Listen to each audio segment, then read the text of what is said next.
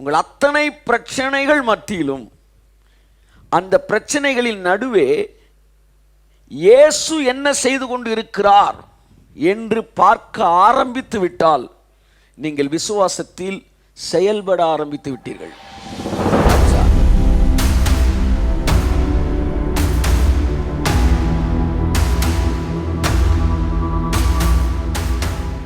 விசுவாசம் என்பது ரிசல்ட்டை பார்ப்பதல்ல.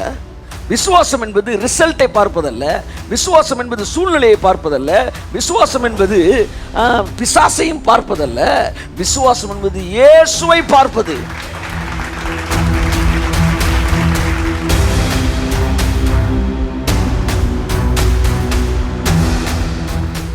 மரணம் வரும் என்று நிச்சயித்திருந்தோம். அடுத்த வரியில் எழுதினான், அப்படிப்பட்ட மரணத்தில் இருந்தும் அவர் எங்களை ரட்சித்தார். ஹல்லேலூயா, ஹல்லேலூயா. எதிர்மறையான சிந்தனை உடையவர்களாகிய உங்கள் வாழ்க்கையிலும் நேர்மறையானதை செய்கிற தேவன் உங்கள் நடுவில் இருக்கிறார்.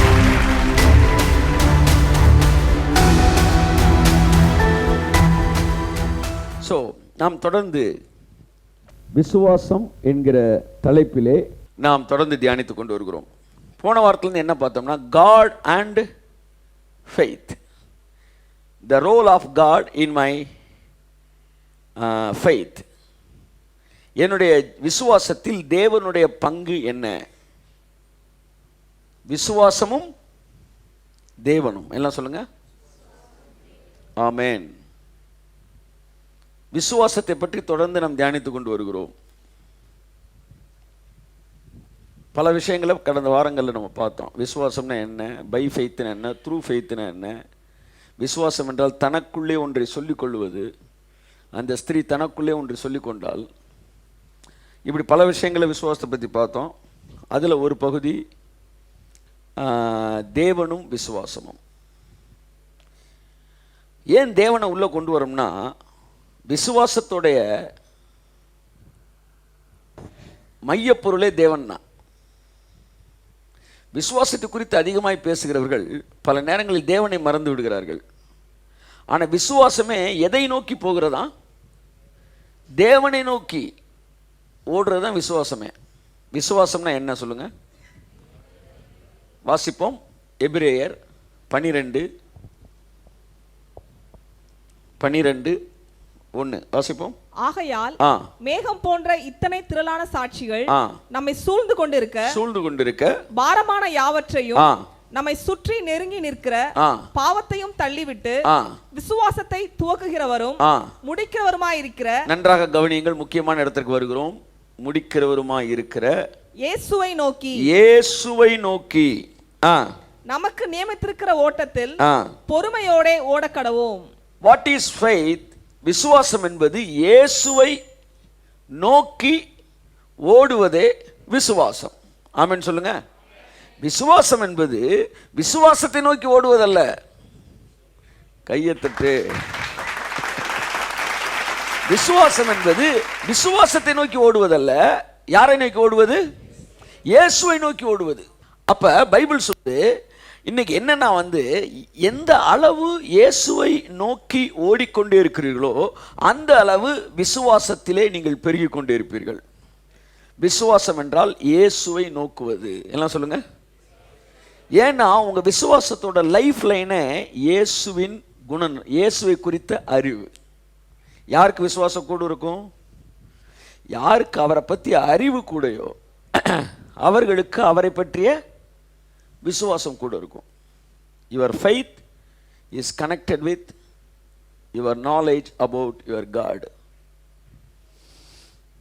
நிறைய பேர் விசுவாசம் வளர்றதுக்கு என்னென்னமோ செய்கிறாங்க. நீங்கள் விசுவாசம் வளர்றதுக்கு ஒன்றுமே செய்ய வேணாம். அவரை நோக்கினால் உங்கள் விசுவாசம் வளரும். ஆமென். அவரை நோக்குவதே விசுவாச ஓட்டம். ஓட்டத்தை முடித்தேன், விசுவாச ஓட்டத்தை சொல்றாரு. எப்படி ஓடணுமா? இயேசுவை நோக்கி ஓடணும். உங்கள் அத்தனை பிரச்சனைகள் மத்தியிலும் அந்த பிரச்சனைகளின் நடுவே இயேசு என்ன செய்து கொண்டு இருக்கிறார் என்று பார்க்க ஆரம்பித்து விட்டால் நீங்கள் விசுவாசத்தில் செயல்பட ஆரம்பித்து விட்டீர்கள். ஆச்சா, பிரச்சனைகள் மத்தியில் பிரச்சனை எப்படி இருக்கு, சூழ்நிலை எப்படி இருக்கு, டாக்டர் என்ன சொல்றாரு, பிசாசு என்ன செய்யறான், எதிரிகள் என்ன செய்கிறார்கள் என்பதையெல்லாம் கவனிக்கிற நாம் அந்த சூழ்நிலையில் இயேசு என்ன செய்து கொண்டிருக்கிறார் என்பதை மறந்து விடுகிறோம் சுலபமாக. ஆனால் அந்த நேரத்தில் இயேசு என்ன செய்கிறார் என்பதை ஒரு நிமிஷம் நீங்கள் பார்ப்பீர்கள் என்றால் அடுத்த செகண்ட் உங்க விசுவாசம் சர்ன்னு பிபி ரைஸ் ஆன மாதிரி ஆயிரும். ஹல்லேலூயா. சமீபத்தில் நான் ஒரு ஒரு அசுத்தாவியோட ஹேண்டில் டீல் பண்ணிட்டு இருக்கிறேன் துரத்துறதுக்கு. இட் ஜஸ்ட் என் கூட வார்ஃபேர் பண்ணிக்கிட்டு இருக்கு, அப்படின்னு பஞ்சாயத்து பண்ணிக்கிட்டு இருக்கு.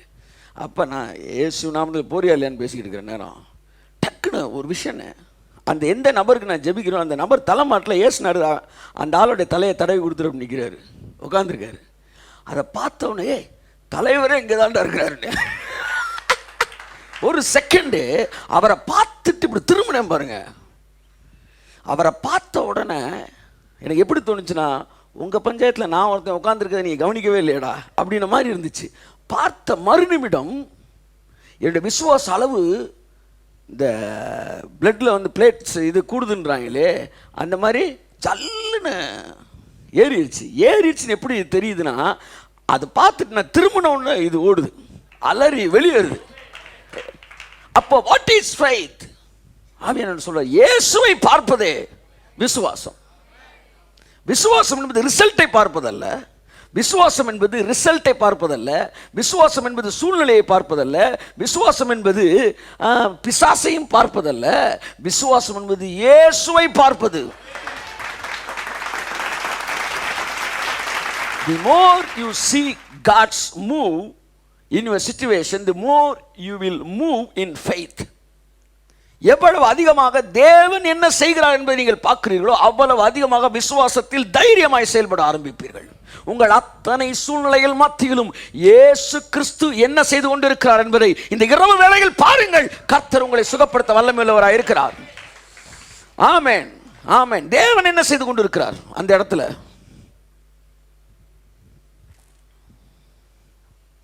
ஆமென் சொல்லுவோம். ஃபெய்த்ன்றதே அவர் என்ன செய்கிறார்ன்ற பார்க்கறது தான். அமர்ந்திருந்து அவர் செய்வதை பார்ப்பதே விசுவாசம். அல்லேலூயா சொல்லுங்க. நீங்க இருக்கீங்கன்னு உங்களுக்கு தெரியும், பிரச்சனை இருக்குன்றது அதுவும் தெரியும். இது உலகத்தான் எல்லாருக்கும் தெரியும். கிறிஸ்தவனுக்கு எக்ஸ்ட்ரா ஒன்று தெரியும், பிரச்சனைக்கு பின்னாடி பிசாசு இருக்கிறது தெரியும். ஆனா இது எல்லாத்துக்கும் மேல தேவன் இருக்கிறார் என்பது விசுவாசிகளுக்கு தெரிகிறது. கிறிஸ்தவனுக்கு தெரிகிறது வேற, விசுவாசிக்கு தெரிகிறது வேற. கிறிஸ்தவனுக்கு பின்னாடி பிசாசு இருக்கிறது தெரியுது, விசுவாசி எல்லாத்துக்கும் மேல தேவன் இருக்கிறது தெரியுது. ஆமென். சவுலுக்கு கோலியாத் தெரிந்தான், ஆனால் தாவீதுக்கு தான் கோலியாத்துக்கு மேல தேவன் தெரிந்தார்.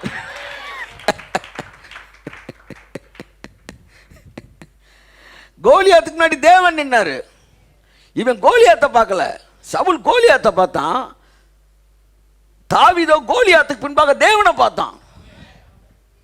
ஓரல் ராபர்ட் தன்னுடைய முடிக்கப்படாத 300 அடி உயரத்திற்கு மேலான அந்த தன்னுடைய பில்டிங்கு யூனிவர்சிட்டி கட்டப்படாமல் நிற்கும்போது, இவ்வளோ பெரிய பில்டிங்கை நான் எப்படி கட்ட போறேன் ஆண்டவரே, 120 அடி கிட்டே நிற்கி, இதுக்கு மேலே எப்படி நான் கட்ட போறேன் என்று மலைத்து நின்ற போது 300 அடியை எப்படி யோசித்து பார்த்தாராம். பார்த்தப்ப அதுக்கு பின்னாடி 600 அடிக்கு ஏசுனார் நின்னாராம். நின்று 120 அடி பில்டிங் அப்படி கையில பிடிச்சி விஷன்ல கட கட கட கட கடன்னு எழுப்பினாராம். 300 வந்து நின்றுச்சான். அதுக்கு மேல தேவன் நின்னாராம். ஓரல் ராபர்ட்டை பார்த்து சொன்னாராம், ஓரல் ராபர்ட், உன் யூனிவர்சிட்டி பெருசு நினைச்சுக்கிட்டு இருக்கிற, உன் யூனிவர்சிட்டி பெருசு இல்லடா, நான் தான்டா பெரியவன். தேவனை பாருங்கள். உங்கள் பணத்தேவை மத்தியில் தேவனை பாருங்கள். ஆமென். வியாதிகள் மத்தியில் தேவனை பாருங்கள். அதுதான் விசுவாசம். சோர்வின் மத்தியில் தேவனை பாருங்கள். அவர் ஒரு போதும் கைவிடாத தேவன். தேவனை பார்ப்பது என்பது என்ன? தேவனுடைய முகத்தை பார்ப்பதல்ல, தேவனுடைய குணத்தை பார்ப்பது. அது ஆண்டவரே உங்க முகத்தை பார்க்கணும்னா அவர் சொன்னாரு, நான் இரக்கமும் உருக்கமும் நீடிய சாந்தம் மிகுந்த கிருபையும் உள்ள தேவன். ஆண்டவரே முகத்தை கெட்ட குணத்தை சொல்றீங்க, குணம் தாண்டா எனக்கு முகம். ஆமென், ஹல்லேலூயா. அப்படி என்றால் சூழ்நிலையில் தேவனுடைய முகத்தை நீங்கள் பார்ப்பது என்றால் என்ன? சூழ்நிலையில் தேவனுடைய குணத்தை பார்ப்பது.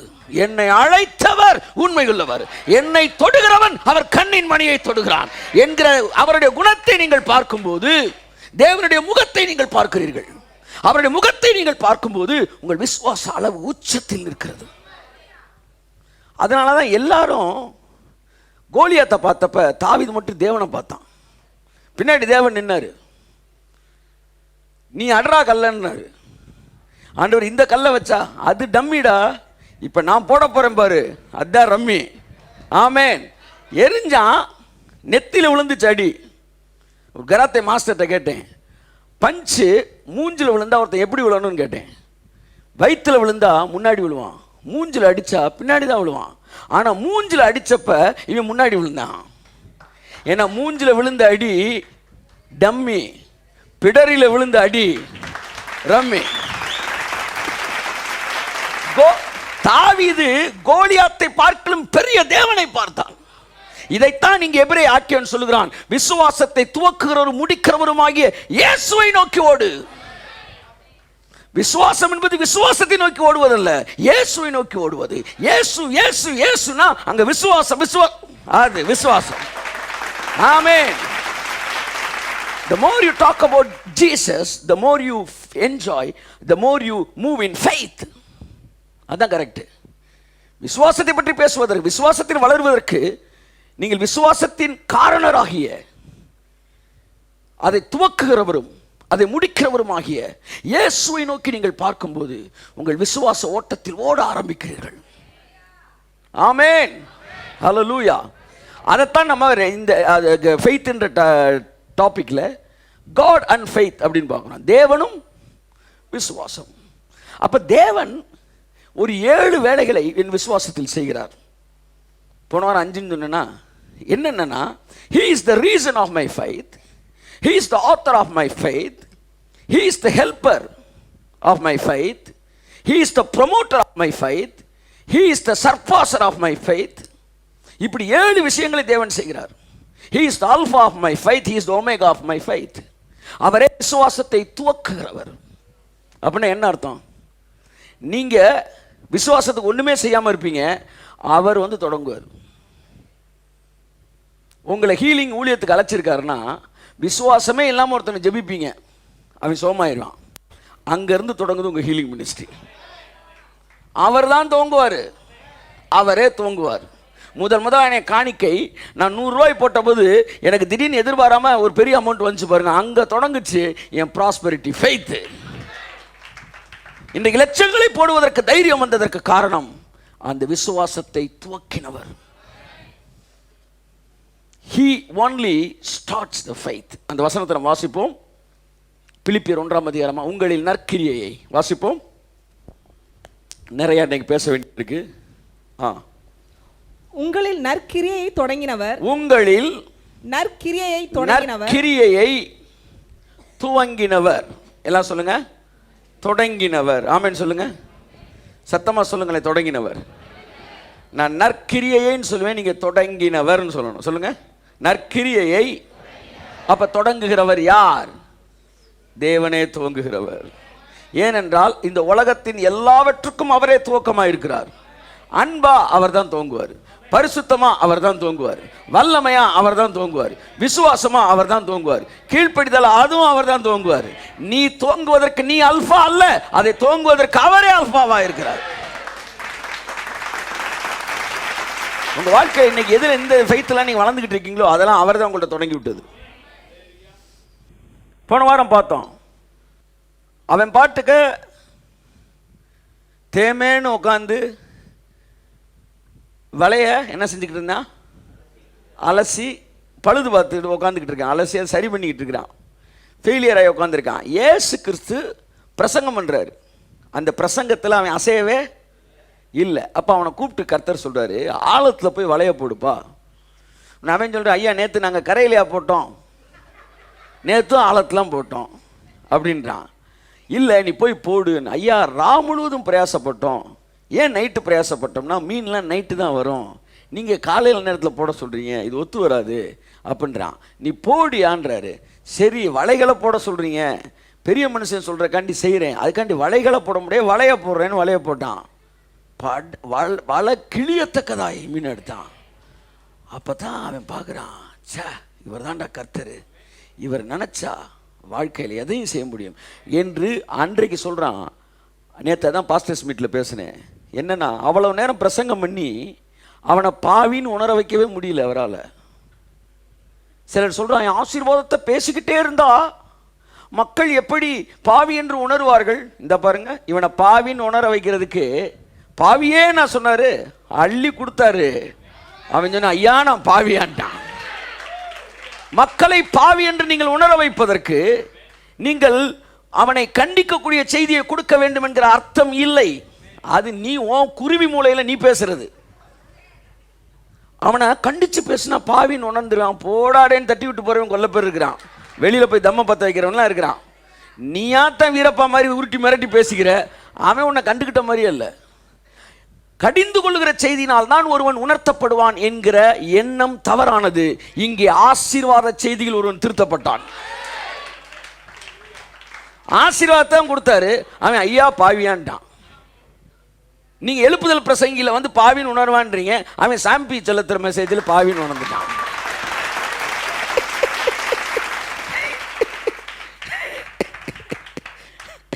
ப்ராஸ்பரிட்டி ஒருத்தனை பாவின்னு உணர வச்சிருக்கு. ஸோ நான் சொல்கிறேன், ப்ராஸ்பரிட்டி பிரசங்கிகளுடைய பிரசங்கத்தில் நிறையா பேர் பாவிகள் தங்களை பாவி என்று உணர்ந்து மனம் திரும்புவார்கள். ஆமாம், சரி, அவனுக்குள்ள அந்த விசுவாசத்தை துவக்கினது யார்? தேவன். உங்களுக்குள்ள ஒரு விசுவாசத்தை துவக்குவார். நீங்கள் போயிட்டே இருப்பீங்க, அவங்களை கூப்பிடுவார், என்னப்பா நீ எப்படி பணக்காரனான்னு விரும்புறியா? அவர் தான் பேசுவார். ரெண்டாவது எடுத்துக்காட்டு யோவானில் இருக்கு. 38 வருடம் வியாதியாக இருந்தவன் படுத்து கிடக்கிறான். அவன்கிட்ட வந்து நீ சுகமாக என்று விரும்புகிறாயா? தூண்டுறாரு பாருங்க, விரும்புகிறாயா? He is the author of faith. Kaiyathattu. ஆமென். நீங்க பாட்டுக்கு உட்கார்ந்திருப்பீங்க, உங்கள்கிட்ட வந்து அவர் சொல்லுவார், இவ்வளோ பேர் வியாதியில் சாகுறாங்கல்ல அப்படின்னு உங்களுக்குள்ள தொடங்கிட்டாருன்னா உங்களை ஹீலிங் மினிஸ்டர் ஆக்குறதுக்கு வேலையை தொடங்கிட்டாரான்னு அர்த்தம். எத்தனை பேர் சாகுறாங்க அப்படின்னு என்றைக்கு அந்த நினைப்பு உங்களுக்கு வருகிறதோ அன்றைக்கு அவர் வேலையை ஆரம்பித்து விட்டார். என்னை சுற்றி இருக்கிற 3-4 கீழ்ப்படியாதவர்களை நான் ஆசீர்வதித்து கீழ்ப்படிதலுக்குள்ள கொண்டு வந்திருக்கிறேன். தெரியுமா உங்களுக்கு? வேலை கொடுத்து அவனுக்கு சம்பளம் கொடுத்ததுக்கப்புறம் மாட்டேன் நேத்தின் ஆளுகள் வந்து இப்போ ஆசீர்வாதத்தை வாங்கின பிறகு அன்பிலே நல்லா தெரிஞ்சு பணத்திற்காக அந்த ஆசீர்வாதத்தை வாங்கினோன்னே மனசு சொல்லுது, சே உன்னை அவர் நேசிக்கிறாரான்னு சொல்லுது. அப்போ நான் பார்க்குறேன், ஆண்டவரை கொஞ்சம் பணத்தில் கொஞ்சம் பேரை நான் திருத்த முடியுதுன்னா இன்னும் நிறைய நீங்கள் கொட்டி கொடுத்தீங்கன்னா இந்த உலகத்தை ஆசீர்வாதத்தினால் நீங்கள் திருத்த முடியும். அடித்து திருத்துவதல்ல, கொடுத்து திருத்த முடியும். நீங்கள் நாங்கள் இருந்த மினிஸ்ட்ரி பழைய ஆஃபீஸுக்கு பக்கத்தில் ஒருத்தர் இருந்தார், தெரியும், பயங்கர பிரச்சனைகள் நடக்கும். நாட்டு வெடிகுண்டுலாம் திடீர்னு விழுகும் மேலே, உங்களுக்கு தெரியும். உட்காந்து நம்ம கை தட்டிக்கிட்டு இருக்கும்போதே சைடில் சுற்றி இல்லைன்னு அவங்க ரீ பாப்பா பாப்பா தட தட தட தடன்னு விழுகும். எந்த நேரம் எது நடக்குன்னு தெரியாது. திடீர்னு டிஎஸ்பி வந்து இப்போ எஸ்பி. ஆனால் ஒரு முறையும் நான் பதிலுக்கு எதுவுமே செஞ்சே கிடையாது. அதற்கு பிற்பாடு ஒரு பெரிய ஒரு ஃபங்க்ஷன் நடந்தப்போ கூட அந்த இடத்த கேட்டப்போ தாராளமாக கொடுத்தோம். கடைசி வரை ஒன்றுமே செய்யலை, ஆசீர்வாதத்தை மட்டும்தான் பேசணும். ஆனால் வீடு காலி பண்ணி வரும்போது அவர் சொன்னார், நான் உங்களுக்கு எவ்வளவோ கஷ்டம் கொடுத்தேன், ஆனால் ஒரு முறை கூட அவர் சொன்னது, நீங்கள் எனக்கு எதிராக எதையும் செய்யலை. பக்கத்தில் ஒருத்தர் பார்த்து சொல்கிறாரு, அதுதான் கிறிஸ்தவம் இல்லை அப்படின்னாரு. ஆசீர்வாதமும் மன்னிப்பும் மற்றவர்களை இன்னும் கடினமாக்காது, அவர்களை லகுவாக்கும். தேவன் இங்க என்ன செஞ்சாரு? அவனை சும்மா இருக்கிறவனை பார்த்து கர்த்தர் சொல்ல, நீ சுகமானு விரும்புறியா? ஆமாண்டாரு, விரும்புகிறேன். அந்த வார்த்தை அவர் தான் தொடக்கிறாரு. அவன் வந்து அவரை தொடலை சார், அவன் வந்து ஜெபிக்கல சார். எத்தனையோ பேர் இயேசுநாதருக்கு இருந்த இடத்துக்கு வந்து அவரை தொட்டிருக்கிறாங்க, அவங்கள விசுவாசிகள். ஆனால் இங்கே ஒருவன் அவரை கண்டுக்கவே இல்லை. அவனிடத்தில் இயேசு வந்து நீ சொஸ்தமாக விரும்புகிறாயா என்று கேட்டார். தேவனே விசுவாசத்தை துவக்குகிறவராய் இருக்கிறார். இதை தாவீது அழகா சொல்றாரு. சங்கீதம் 119:49 வாசிப்போம். 119:49. நீங்க பைபிள் வாசிக்கிட்டே இருப்பீங்க, சில வசனம் உங்களை ரொம்ப தொட்டு உங்களுக்குள்ள விசுவாசத்தை வளர்க்கும். அப்படின்னா தேவன் உங்களுக்குள்ள வேலை பார்க்குறாருன்னு அர்த்தம். நீங்க வேலை பார்க்கல, நீங்க வேலை பார்த்தா வேற வசனத்துல நீங்க கை வைப்பீங்க, ஆனா வசனம் உங்க மேல கையை வைக்குது. இதுதான் God starts faith into you. வாசிங்க. நீர் என்னை நம்ப பண்ணின வசனத்தை, அந்த சங்கீதக்காரன் சொல்றான், நீர் என்னை நம்ப பண்ணின வசனத்தை உமது அடியேனுக்காக நினைத்தருளும். என்ன சொல்றான்? ஆண்டவரே, நான் நம்பல, நீங்க என்ன நம்ப வச்சீங்கள ஒரு வசனத்தை. கை தட்டுங்க. நீங்க என்ன நம்ப பண்ணினீங்க. You have given me the hope. ஆங்கிலத்தில் இருக்கு, you have given me the hope. நான் நம்பவில்லை, நீங்கள் என்னை நம்ப வைத்தீர் ஆண்டவரே. நீங்க தான் எனக்கு ஹோப் கொடுத்தீங்க. அதனால தான் ஹோப்பு பத்தி பேசும்போது மக்கள் என்ன சொல்றாங்க? ஹோப்பு கொடுக்காத அப்படின்றாங்க. அப்ப யார் கையில் இருக்கு ஹோப்பு?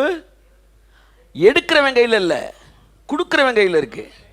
இப்ப நான் வந்து உங்களுக்கு ஹோப்பு கொடுக்கலாம், நான் ஹோப்பு கொடுப்பேன், உங்களுக்கு ஹோப்பு வரும். நாளைக்கு 10,000 ரூபா கொடுக்குறேன்னு சொன்னா நான் ஹோப்பு கொடுக்குறேன். நீங்க 10,000 வீடு கட்ட காசு இல்லை, எதுக்கோ காசு இல்லை, காலேஜில் சேர்றதுக்கு வந்து 10-50 லட்ச ரூபா இல்லை அப்படின்னு இருக்கிறீங்க. ஒன்று நான் சொல்கிறேன் ஹோப்பு கொடுக்குறேன், நாளைக்கு நான் முடிச்சிடுறேங்கன்னு. இப்போ ஹோப்பை கொடுத்தது யாரு? நான். அப்போ ஹோப்பு மட்டும் எப்போவுமே அது யாரு கொடுக்குறாங்களோ அங்கேருந்து தான் வரும். அப்போ பைபிளில் இருக்கிற வசனத்தை எல்லாம் நீங்கள் நம்புனீங்கன்னா நீங்கள் நம்பலை, உங்களை நம்ப வச்சார். நீங்கள் விசுவாசித்த வசனங்கள் எல்லாம் உங்களை விசுவாசிக்க வைத்தவர் தேவனாகிய கர்த்தர். இன்னொரு வசனம் கூட சொல்லுது, சங்கீதம் 22:9 வாசிப்போம்.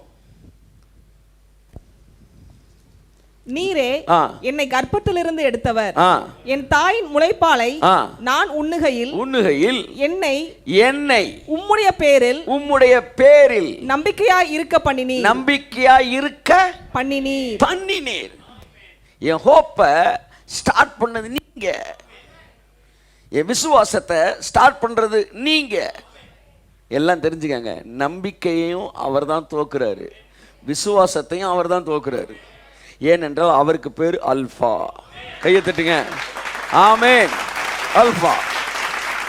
போன வாரம் அதை பார்த்தோம். அடுத்து பார்த்தோம் என்னது? ஒமேகா. அதையும் பார்த்தோம். அவரே விசுவாசத்தை முடிக்கிறவர்னா என்ன? முடிச்சு வைக்கிறவர் இல்லை, அந்த வேலையை சக்சஸ்ஃபுல்லாக முடிக்கிறவர். அப்படின்னா என்ன அர்த்தம்னா, இடையில உங்க விசுவாசம் போகவே போகாது, அதை கொண்டு போய் சரியாக தேவன் முடிப்பார். ஆமென். முடிக்கிற தேவன். இல்லைங்க எனக்கு முடியலங்க, நீங்க முடிப்பார் நினைச்சீங்கன்னா உங்களுக்கு முடிஞ்சிடும். ஆமென் சொல்லுங்க. தேவன் விசுவாசத்தை முடிக்கிறவர்.